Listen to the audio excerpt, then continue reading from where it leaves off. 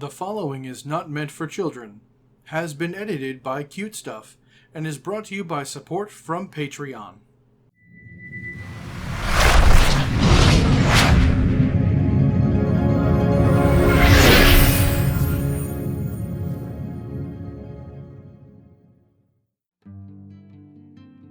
Hello everyone, and welcome to a Maester Aelix Magic the Gathering Commander deck.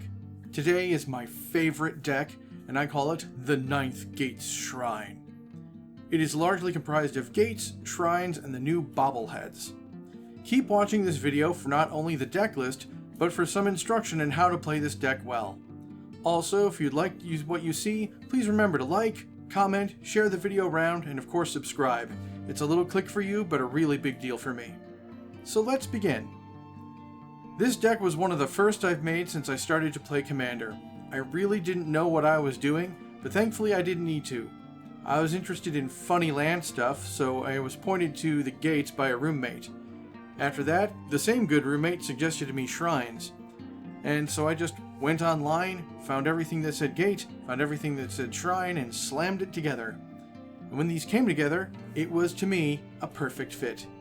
They had a theme, more is better, which is why the Bobbleheads were added in later, much to the deck's benefit because it also had me trim some things down to get it to its current form.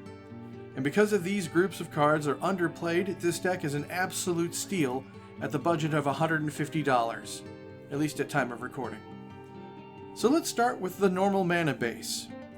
We're going to have a command tower, 3 forests, 2 islands, 2 mountains, 2 plains, and 1 swamp.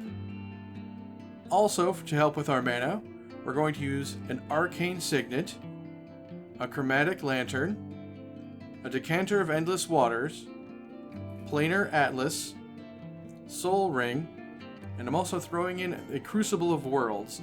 This is very handy, helping to get this lands back from the graveyard, but if you want to go even further budget, you can cut this card, find some other thing to put there.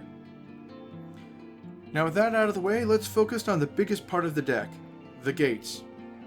Gates are a land type that have various uses, almost all of which are dual lands.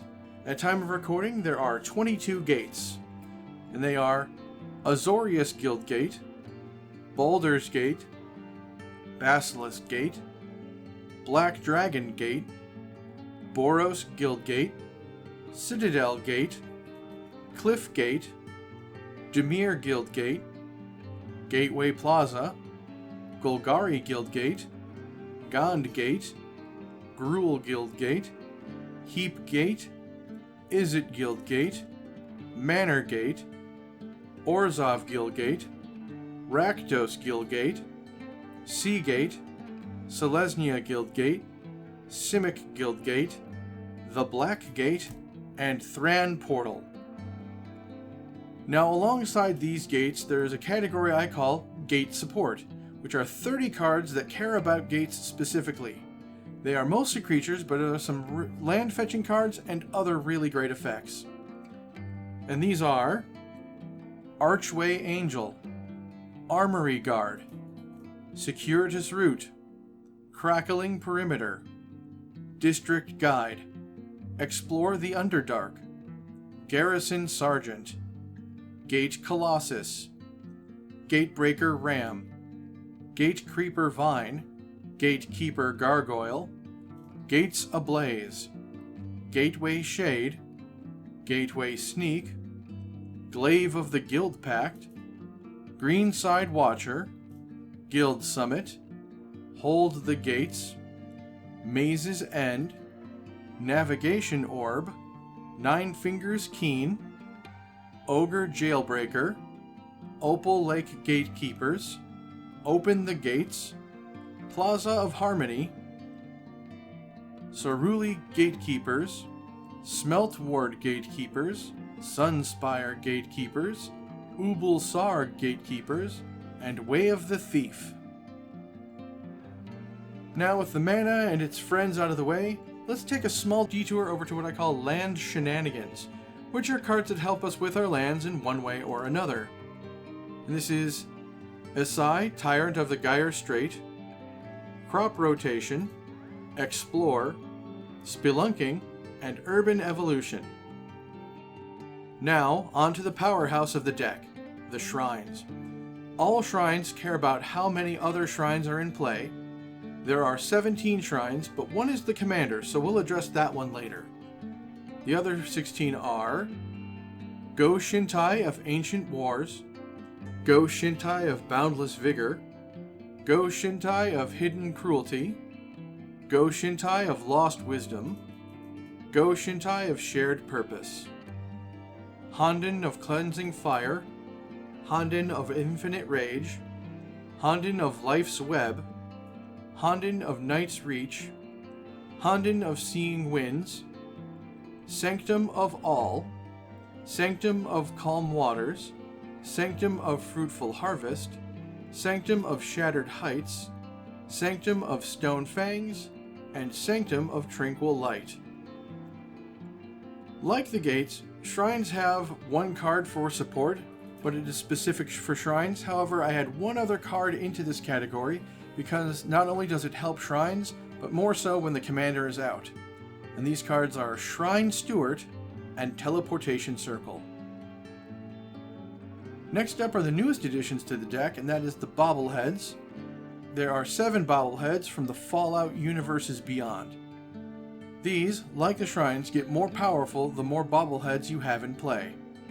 There is Agility Bobblehead, Charisma Bobblehead, Endurance Bobblehead, Intelligence Bobblehead, Luck Bobblehead, Perception Bobblehead, and Strength Bobblehead.